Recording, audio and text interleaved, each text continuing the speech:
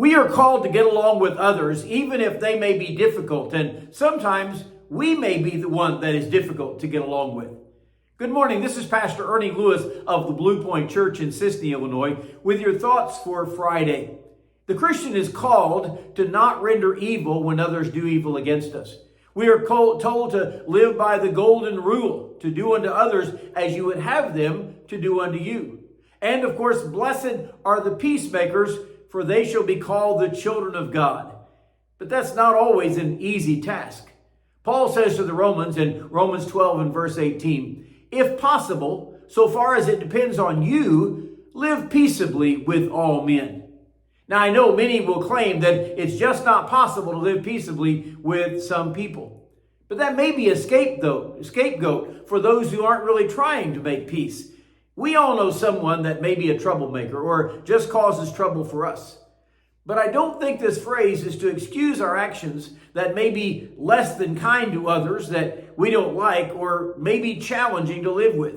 This letter was written to believers in Rome who faced some type of persecution probably on a daily basis by the Romans who lived in their region. And we may also feel like we are persecuted as believers from time to time. But the struggles we face are nothing like what these Christians were going through. Besides, sometimes the things we count as persecution as believers may be brought upon ourselves when we are maybe the difficult member of the community. Paul's real caveat was, as much as lieth in you, which means we are never to be the one who causes the trouble with our own words or our own actions. It may also call for us to dig deep and make every effort to be that pacifier. We may not be striving as hard as we can to be a peaceable person ourselves. I mean, look at your words and your actions with a filter that says, what would Jesus actually do in those circumstances? I mean, we realize that Jesus had all the power to retaliate upon his enemies in some supernatural ways. Yet he often dealt kindly with those who did not believe in him as the Messiah, and those who directly opposed his ministry here on the earth.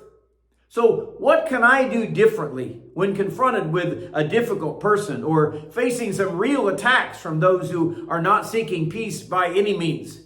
We may have to dig deep and seek real compassion from our very soul.